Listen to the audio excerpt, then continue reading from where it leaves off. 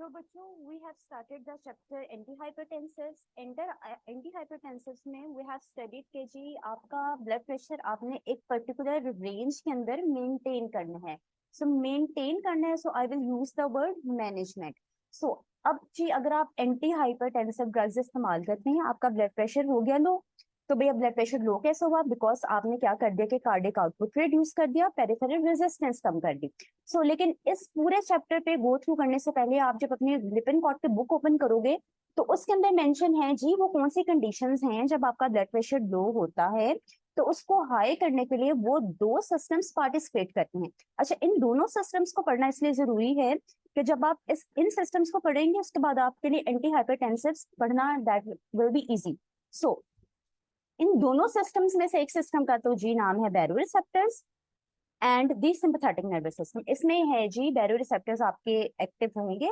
Baroreceptors ने pressure को sense किया, सिग्नल इसने फर्दर आगे सीएनएस को दे दिए, सीएनएस ने फिर आगे इस सारे सिनेरियो में एएनएस को इन्वॉल्व कर दिया. दूसरा सिस्टम है RAS, renin, angiotensin, aldosterone system. So ये both are the systems that we are going to discuss. So बच्चों, सबसे पहले हम लोग आ जाते हैं आपके बैरोरिसेप्टर्स के कॉन्सेप्ट के ऊपर. सो बैरोरिसेप्टर्स का कॉन्सेप्ट बड़ा इंपॉर्टेंट है. एक बात याद रख लो कि बैरोरिसेप्टर्स लोकेटेड कहाँ पर हैं. जब आप फर्स्ट सेमेस्टर में थे, फर्स्ट ईयर में थे, फर्स्ट प्रोफ में थे, तो सेकंड सेमेस्टर में आपने पढ़े बैरोरिसेप्टर्स, आपके जहन में कॉन्सेप्ट आ गया अच्छा जी बैरोरिसेप्टर्स शायद जी खाली और खाली प्रेजेंट है आपके ओटिक आर्च पे या कैरोटिड साइनस में. नहीं, ऐसा नहीं है भाई, बैरोरिसेप्टर्स आपके किडनीज में भी प्रेजेंट है. अब इन बैरोरिसेप्टर्स ने करना क्या है भी, आपकी बॉडी का टेम्परेचर हुआ लो, इस केस में जो आपके बैरोरिसेप्टर्स ने अब अपना रोल प्ले करना है. ब्लड प्रेशर लो हुआ, it means come pressure exert हुआ आपके बैरोरिसेप्टर्स के ऊपर. बैरोरिसेप्टर्स लोकेटेड कहाँ पर है? एओर्टिक आर्च पे, कैरोटिड साइनस में और आपके किडनी में. अच्छा, लो ब्लड प्रेशर जब इन रिसेप्टर्स ने सेंस किया, अब इन रिसेप्टर्स ने सिग्नल दे दिया आपके कार्डियोवैस्कुलर सिस्टम को. कार्डियोवैस्कुलर सिस्टम तक सिग्नल गए. कार्डियोवैस्कुलर सिस्टम अब लोकेटेड कहाँ है बच्चों? ये जो कार्डियोवैस्कुलर सिस्टम है आपका that is located with in the spinal cord. अच्छा, अब जिस स्पाइनल कोड तक सिग्नल गए, अब इसने क्या किया जी, अब आपके सिंपैथेटिक नर्वस सिस्टम को एक्टिव कर दिया. सिंपैथेटिक नर्वस सिस्टम के दो मेन न्यूरोट्रांसमीटर आपके पास कौन से हैं? एक epinephrine and the second one is norepinephrine. अच्छा जी, अब ये रिलीज हुए.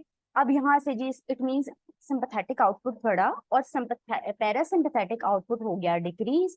अब आपको पता है जी ये सिंपैथेटिक न्यूरोट्रांसमीटर रिलीज हुए, इनके रिसेप्टर्स आपको मिलते हैं हार्ट पे, इनके रिसेप्टर्स आपको मिलते हैं वेसल्स पे. हार्ट पे आपको मिल गए बीटा वन रिसेप्टर्स और आपको वेसल्स के ऊपर मिल गए जी आपके अल्फा रिसेप्टर्स.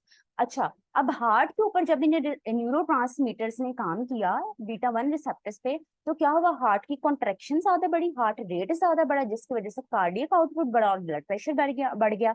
अब जी जब वेसल्स के ऊपर आपके इन न्यूरोट्रांसमीटर्स ने, सिंपैथेटिक न्यूरोट्रांसमीटर्स ने एक्ट किया, तो वेसल्स के ऊपर जो आपके पास थी अल्फा रिसेप्टर्स. अच्छा, अब अल्फा रिसेप्टर्स ने क्या कर दिया जी? कंस्ट्रिक्ट कर दिया. जैसे न्यूरोट्रांसमीटर ने इनके ऊपर रिसेप्टर्स पे बाइंड किया, आपके वेसल्स ने कर दिया कंस्ट्रिक्ट. देखो, वी हैव स्टडीड कि ये मेरी वेसल्स हैं, वेसल्स का डायमीटर था नॉर्मली ज्यादा.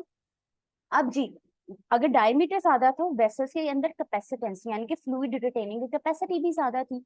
जैसे ही वेसल्स कंस्ट्रिक्ट की, भाई फ्लूइड तो इतना ही है, ठीक है, अब फ्लूइड आगे की तरफ पुश होगा, इट मीन्स कैपेसिटेंस कम हुई, कंस्ट्रिक्शन की वजह से फ्लूइड आगे को पुश हुआ, फ्लूइड आपका हार्ट के अंदर गया, हार्ट के अंदर फ्लूइड ज्यादा चला गया. अच्छा, इट मीन्स के ब्लड वॉल्यूम बढ़ गया, ब्लड वॉल्यूम बढ़ा तो कार्डियक आउटपुट बढ़ा, कार्डियक आउटपुट बढ़ा तो डेफिनेट से बात है जी आपका ब्लड प्रेशर बढ़ गया. ये था आपका बैरोरिसेप्टर्स का कॉन्सेप्ट. और आपने यहाँ पर एक चीज बच्चों याद रखनी है कि बैरोरिसेप्टर्स आपके काम कब करते हैं? बैरोरिसेप्टर्स जी आपके तब काम करते हैं जब आपका बॉडी ब्लड प्रेशर हो गया लो. लेकिन जी यहाँ पे मेरे जहन में एक क्वेश्चन आता है, क्या हाई ब्लड प्रेशर में बैरोरिसेप्टर्स का काम नहीं है? बिल्कुल जी, उस केस में भी आपको बैरोरिसेप्टर्स काम करते हैं, आपके सिंपैथेटिक नर्वस सिस्टम को एक्टिव नहीं होने देते.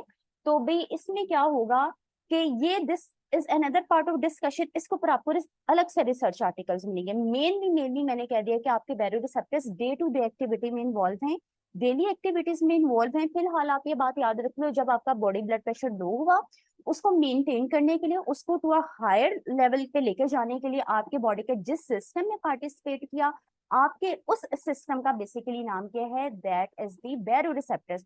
और बैरोरिसेप्टर्स ने इस पूरे सिस्टम में इन्वॉल्व किसको किया? आपके सिंपैथेटिक